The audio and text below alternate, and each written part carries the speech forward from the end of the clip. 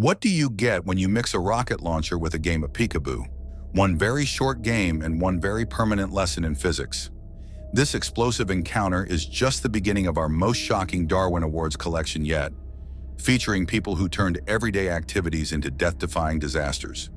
Hello everyone, welcome back to another mind-blowing episode of Wow Amazing. Today we're bringing you Volume 32 of our top 10 most stupid Darwin Award winners, and trust me, this collection will leave you speechless.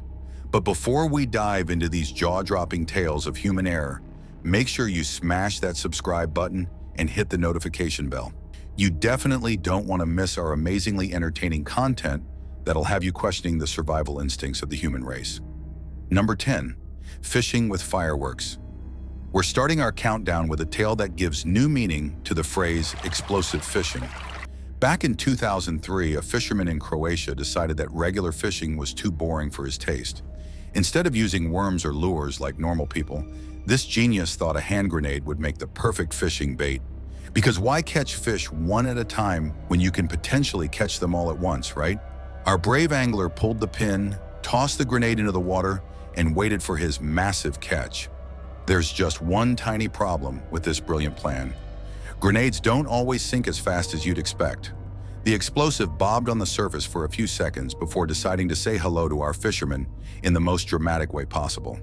The blast was so powerful that nearby buildings shook, and all that was left of our would-be angling expert were some very confused fish and a cautionary tale. Sometimes the best fishing stories are the ones where nobody goes home with dinner. Number 9, DIY dental disaster. Speaking of people who should have left things to the professionals, our next Darwin Award winner decided to take healthcare into his own hands. In 2001, a man in Australia was having some serious tooth pain, but instead of visiting a dentist like a reasonable person, he figured he could handle the situation himself. This wasn't just about avoiding a dentist bill. This guy genuinely believed he was smarter than people who'd spent years in medical school. He'd watched a few YouTube videos about dental procedures and figured that made him basically qualified to perform oral surgery. Armed with a pair of rusty pliers, a bottle of whiskey for anesthesia, and absolutely zero medical training, our DIY dentist went to work in his garage. Now, you might think the story ends with a simple tooth extraction gone wrong, but oh no, this guy had much bigger and more terrifying plans. He decided that while he was at it, he might as well remove all his teeth to avoid future dental bills forever. Because nothing says cost-effective healthcare like performing major oral surgery on yourself with tools you found in your tool shed. The infection that followed was so severe that it spread to his brain within days, and his final social media post was just a series of incoherent mumbles. Let this be a lesson to all you penny pinchers out there. Some things are worth paying a professional for, especially when they involve sharp objects in your face. From medical mishaps to mechanical mayhem, our next contestant proves that sometimes curiosity really can kill more than just the cat. Number 8, lawnmower launchpad. In 1995, a handyman thought he'd found the perfect solution to trimming those hard-to-reach branches in his backyard. Instead of using a ladder or calling a tree service, this innovative problem solver decided to strap his chainsaw to a drone and pilot it from the ground. Sounds pretty clever, right? Well, it would have been if drones had existed in 1995. What he actually did was tie his chainsaw to a rope, attach it to a pulley system on his roof, and try to swing it like some sort of lumberjack pendulum. The plan was to stand safely on the ground while controlling this aerial chainsaw from below. He'd spent hours drawing diagrams, measuring angles, and even testing the system with a brick first to make sure his calculations were correct. His neighbors watched in horrified fascination as he demonstrated his contraption to anyone who'd listen, explaining how he was going to revolutionize tree trimming and probably make millions selling his invention. He even had his wife film the inaugural flight, convinced this would be his ticket to fame on some home improvement show.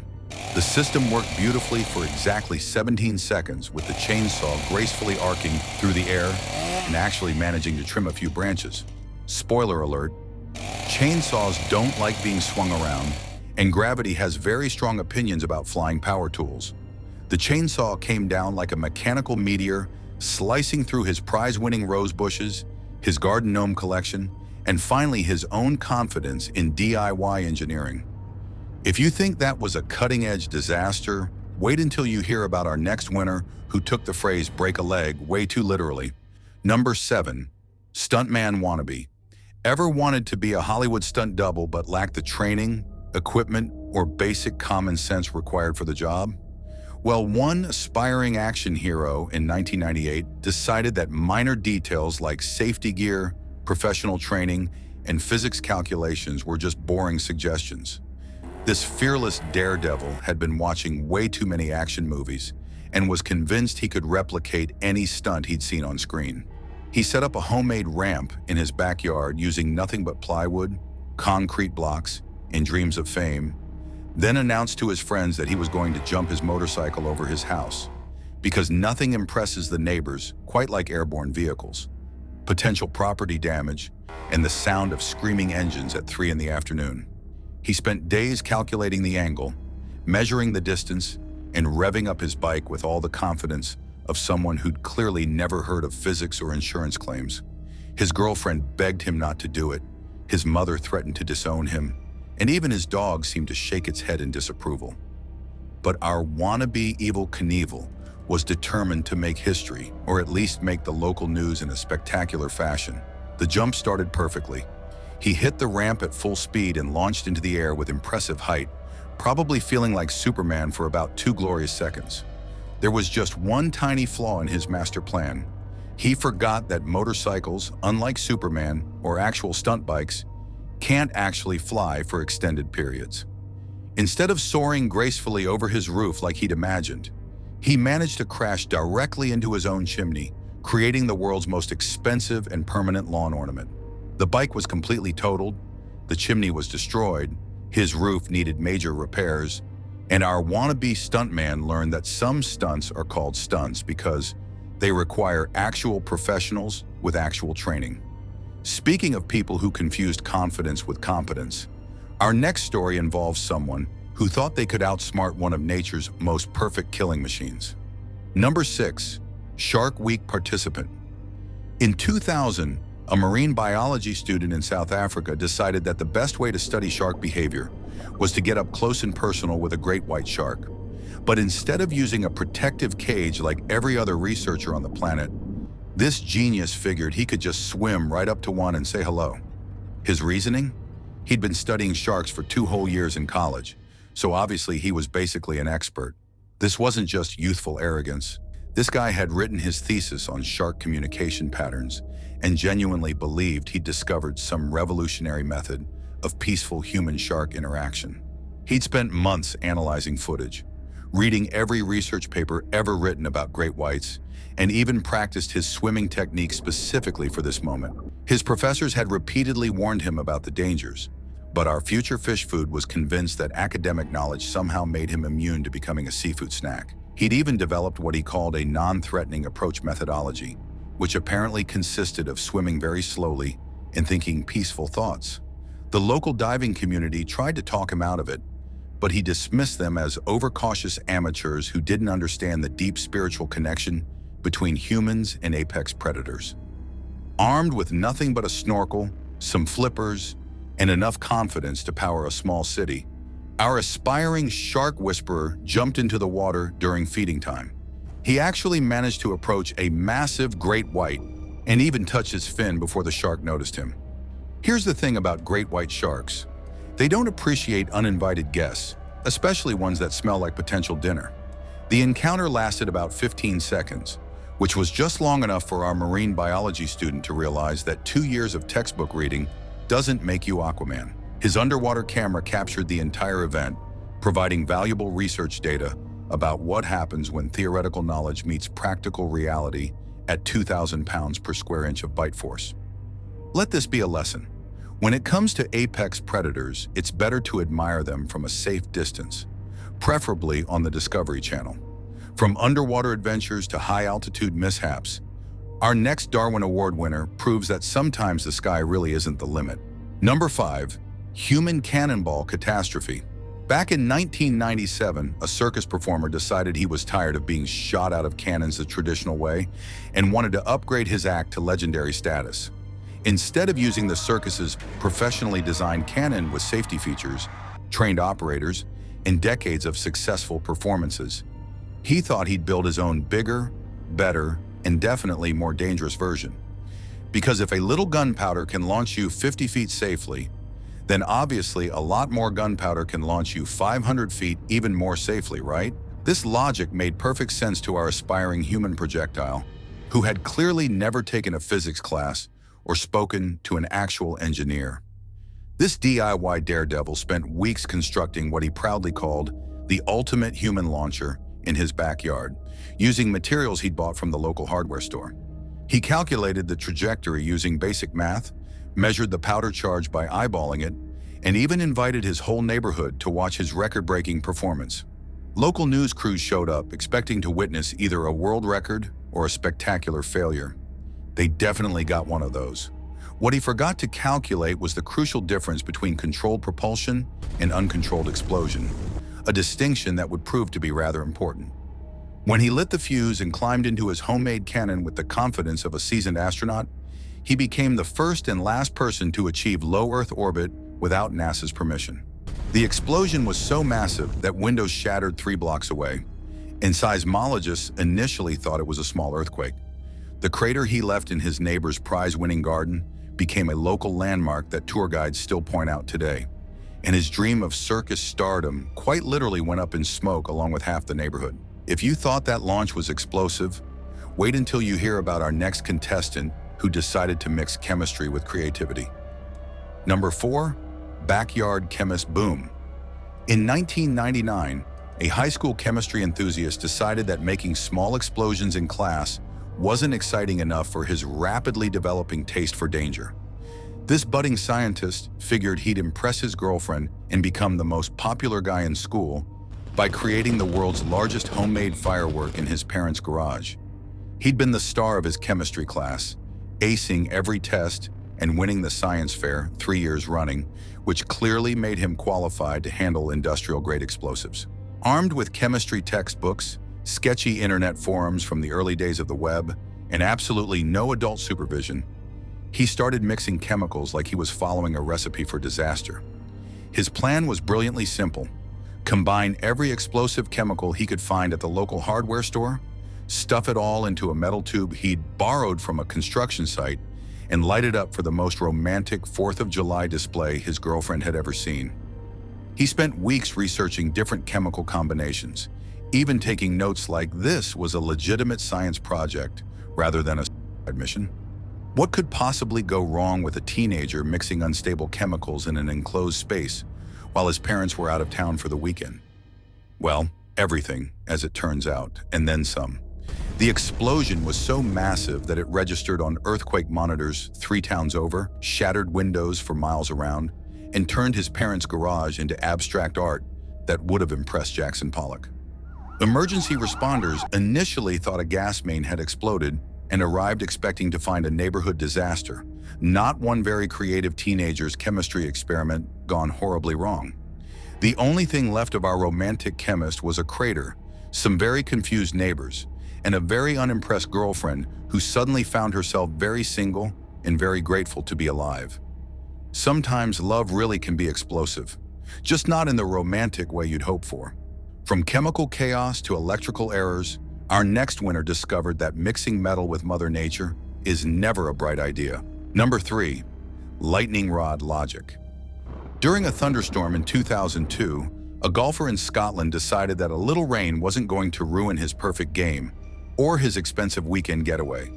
While everyone else ran for cover like sensible human beings with functioning survival instincts, this dedicated athlete figured he'd finish his round no matter what Mother Nature threw at him. After all, he'd paid good money for his tee time at this exclusive course, taken a day off work, and driven 3 hours to get here. So a little lightning never hurt anyone, right? Wrong. Very, very wrong, as our golfer was about to discover in the most electrifying way possible.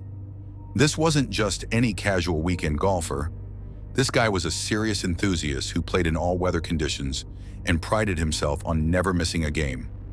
As the storm intensified and lightning started dancing across the sky like nature's own fireworks display, Our determined golfer did something that would make Benjamin Franklin roll over in his grave.